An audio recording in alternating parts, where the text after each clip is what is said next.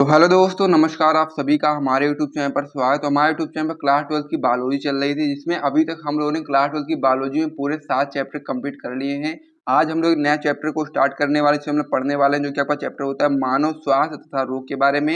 ये चैप्टर भी आपके बोर्ड एग्जाम के लिए काफी इंपॉर्टेंट होता है, इसीलिए आप वीडियो को बिल्कुल भी स्किप मत करिएगा। ये आपका लेक्चर नंबर फर्स्ट रहने वाला, जिसमें हम लोग कुछ बेसिक सी चीजों के इसके ऊपर पढ़ने वाले हैं। चैप्टर के अंतर्गत जो कुछ बेसिक चीजें होती हैं जिसको आपको समझना इंपॉर्टेंट होता है, उन बेसिक चीजों को हम लोग सबसे पहले लेक्चर नंबर फर्स्ट में पढ़ने वाले हैं। तो चलिए वीडियो को शुरू करते हैं बिना टाइम को वेस्ट किए। और साथ ही में यदि आपको इस प्रकार से नोट्स वगैरह चाहिए तो आप लोग हमारा टॉपर ग्रुप ज्वाइन कर सकते हैं। इसका चार्ज 499 रखा गया है, जिसमें आपको फिजिक्स केमिस्ट्री बायोलॉजी तीनों सब्जेक्ट के नोट्स और इंपॉर्टेंट क्वेश्चन आंसर दिए जाते हैं। तो चलिए ये सारी चीज आप समझ ही गए होंगे। और साथ ही में अगर आपको ज्वाइन ही करना होगा टॉपर ग्रुप, तो आपको डिस्क्रिप्शन बॉक्स में हमारा व्हाट्सएप नंबर मिल जाएगा, वहां से आप लोग मैसेज करके जानकारी प्राप्त कर सकते हैं।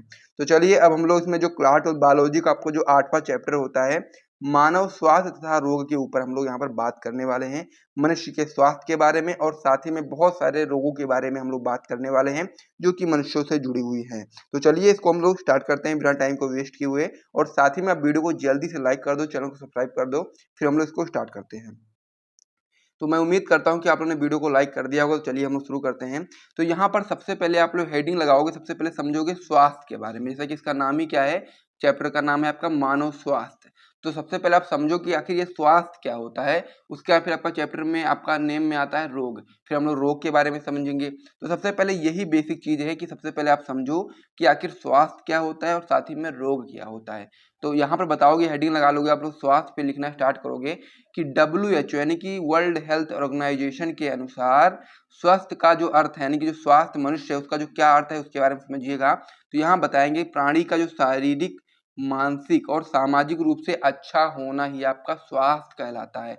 यानी कि जब मनुष्य शरीर से भी आपका स्वस्थ हो, मानसिक रूप से भी स्वस्थ हो और समाज में उसका कैसा व्यवहार है उसके रूप से जब वो स्वस्थ हो, तो वही आपका स्वास्थ्य कहलाता है। तो स्वास्थ्य क्या होता है आपको समझ में आ गया होगा कि जो वो मनुष्य जो कि आपका शारीरिक रूप से भी स्वस्थ हो, मानसिक रूप से भी स्वस्थ हो और सामाजिक रूप से स्वस्थ हो, वही मनुष्य आपका स्वास्थ्य मनुष्य कहलाता है। तो ये पॉइंट आपका पहला क्लियर हो गया है। अब इसके नाम में दूसरा क्या है, रोग। तो रोग के बारे में आइए समझते हैं। तो जो कि रोग काफी इंपॉर्टेंट है, चैप्टर में बहुत सारे रोगों के ऊपर ही हम लोग चैप्टर में पढ़ने वाले हैं। तो रोग के बारे में समझते हैं कि रोग क्या है। तो रोग में आप बताएंगे कि शरीर की सामान्य अवस्था में किसी प्रकार की असामान्य परिवर्तन या दुर्बलता उत्पन्न होता है, तो उसको ही हम लोग रोग बोलते हैं। यानी कि हमारा शरीर जब सामान्य होता है, यानी कि सब कुछ चीजें सही चल रही होती है, तो फिर हमारा शरीर स्वस्थ होता है। लेकिन जब हमारे शरीर की सामान्य अवस्था में कोई भी परिवर्तन आ जाए, तो उसको हम लोग क्या बोलेंगे, उसको ही हम लोग रोग बोलते हैं। या फिर कोई दुर्बलता आ जाए, कमजोरी आ जाए, या फिर किसी को बुखार उखारा हो जाता है ना, तो उसको क्या बोलते हैं हम लोग, असामान्य परिवर्तन बोलते हैं। ठीक है, तो ये आपका क्या होता है, रोग कहलाता है। अब यहाँ पर रोग के ऊपर हम लोग बहुत सारी चीजों को पढ़ने वाले हैं। तो सबसे पहले समझते हैं कि रोग आखिर क्या होता है। ठीक है, तो रोग मैंने आपको बता दिया कि रोग क्या होता है।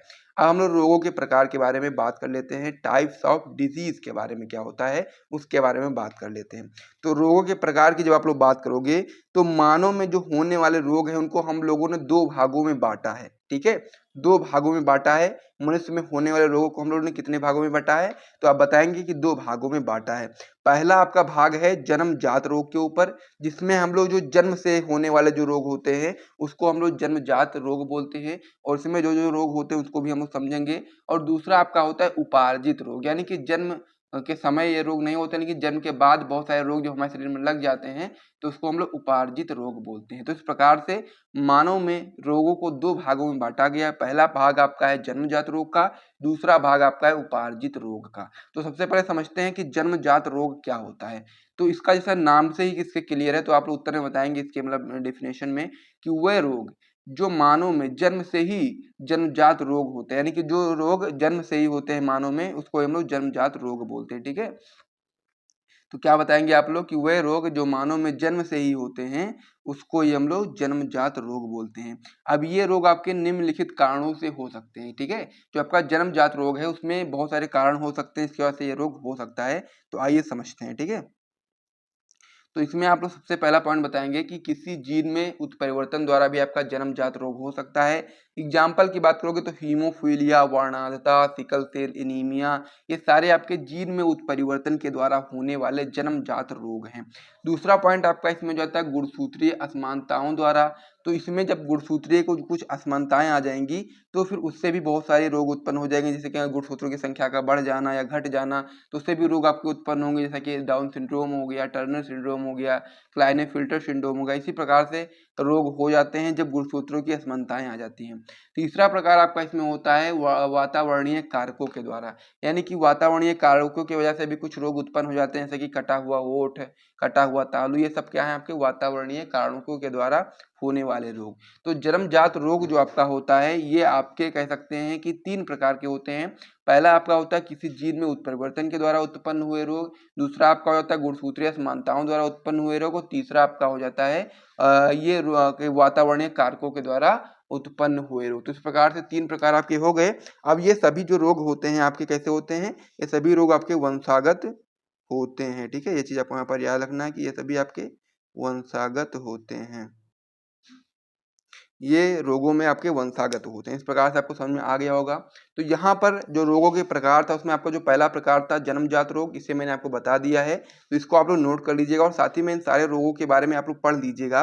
वैसे तो ये जैसे हीमोफीलिया हो गया, वर्णांधता हो गया, टर्नर सिंड्रोम हो गया, डाउन सिंड्रोम हो गया, क्लाइनेफिल्टर सिंड्रोम हो गया, ये सारे जो हम लोगों ने इससे पहले का जो आपका चैप्टर लिया था वंशागत विद्या के सिद्धांत, उस चैप्टर में ये सारे मतलब कि हमने अच्छे तरीके से समझे थे, क्योंकि ये सारे रोग आपके इंपॉर्टेंट है और वहाँ पर मैंने सारी चीज़ें आपको वहाँ बताई थी, तो उसको आप लोग देख सकते हो और साथ ही में इन सभी रोगों को तैयार कर लीजिएगा, क्योंकि ये इंपॉर्टेंट है, आपके एग्जाम में आ सकते हैं। तो यहाँ पर जो रोग के प्रकार में पहला प्रकार था जन्मजात रोग, ये तो कंप्लीट हो गया है। अब हम लोग अगले प्रकार की ओर बढ़ते हैं जो कि आपका होता है उपार्जित रोग, तो उसके बारे में आइए समझ लेते हैं। ठीक है, इस पेज को यहाँ पर मैं हटा देता हूँ। अगला प्रकार आपका इसमें हो जाता है उपार्जित रोग। तो उपार्जित रोग में आप बताएंगे कि ये रोग जन्म से नहीं होते परंतु जन्म के बाद किसी कारणवश उत्पन्न होते हैं, उपार्जित रोग कहलाते हैं। यानी कि जो उपार्जित रोग होते हैं ये जन्म से नहीं होते हैं, जन्म के बाद बहुत सारे कारण होते हैं जिसकी वजह से ये रोग उत्पन्न होते हैं, उसको ही हम लोग बोलते हैं उपार्जित रोग। अब उपार्जित रोग भी आपके 2 प्रकार के होते हैं। पहला आपका होता है संक्रामक या फिर संचरणीय रोग, दूसरा आपका होता है असंक्रामक या फिर असंचरणीय रोग। तो क्या होता है, सबसे पहले हम लोग समझेंगे संक्रामक या फिर संचरणीय रोग के बारे में। तो इसमें आप बताएंगे कि ऐसे रोग जो एक व्यक्ति से दूसरे व्यक्ति में फैलते हैं उन्हें हम लोग संक्रामक रोग बोलते हैं। तो ये क्या है आपका एक उपार्जित रोग का एक उदाहरण है, कह सकते हो आप लोग। एक पहला पार्ट है, पहला पार्ट क्या है उपार्जित रोग का, कि संक्रामक या फिर संचरणीय रोग। इसमें परिभाषा में आप बताएंगे कि ऐसे रोग जो एक व्यक्ति से दूसरे व्यक्ति में फैलते हैं उसे हम लोग संक्रामक रोग बोलते हैं। जैसे कि मलेरिया हो गया, टाइफाइड हो गया आदि क्या है आपके संक्रामक रोग हैं। अब संक्रामक रोगों को हम लोग 2 भागों में डिवाइड किए हैं यहाँ पर। पहला भाग है आपका ससंगर्जक रोग और दूसरा आपका हो असंगर्जक रोग। तो इस प्रकार से आपके 2 भाग में हम लोगों ने इसको डिवाइड किया है। ससंगर्जक जो आपके रोग हैं उसके बारे में आप बताएंगे कि ऐसे रोग जो शरीर के संपर्क से फैलते हैं उसे हम लोग ससंगर्जक रोग बोलते हैं। और जो आपका इसमें एग्जाम्पल में बता सकते हैं दाद, चेचक, खसरा, कुष्ठ रोग आदि क्या है आपके ससंगर्जक रोग हैं, जो कि आपके शरीर के संपर्क से फैलते हैं, तो इसको हम लोग क्या बोलते हैं ससंगर्जक रोग बोलते हैं। इस प्रकार से आपका पहला हो गया। दूसरा आपका संक्रामक रोग में हो जाएगा असंगर्जक रोग, यानी कि ऐसे रोग जो भौतिक कारकों जैसे कि हवा, पानी, भोजन और वाहकों के द्वारा फैलते हैं उसे हम लोग असंगर्जक रोग बोलते हैं। उदाहरण में आप बताएंगे जैसे कि हैजा हो गया, मलेरिया हो गया, प्लेग हो गया और हेपेटाइटिस आदि आपके क्या हो गए आपके असंगर्जक रोग हो गए। तो इस प्रकार से संक्रामक रोग के आपके 2 पार्ट थे, पहला आपका था कौन सा ससंगर्जक रोग और दूसरा आपका था असंगर्जक रोग। तो इस प्रकार से दोनों पार्ट मैंने समझा दिए हैं। अब जो आपका असंक्रामक रोग है थोड़ा सा बड़ा है, इसको हम लोग नेक्स्ट पार्ट में और भी डिटेल में समझेंगे। और साथ ही में यदि आपको यहाँ से वीडियो पसंद आया है तो वीडियो को लाइक करें, चैनल को भी सब्सक्राइब करिएगा। मिलते हैं नेक्स्ट वीडियो में, तब तक के लिए जय हिंद।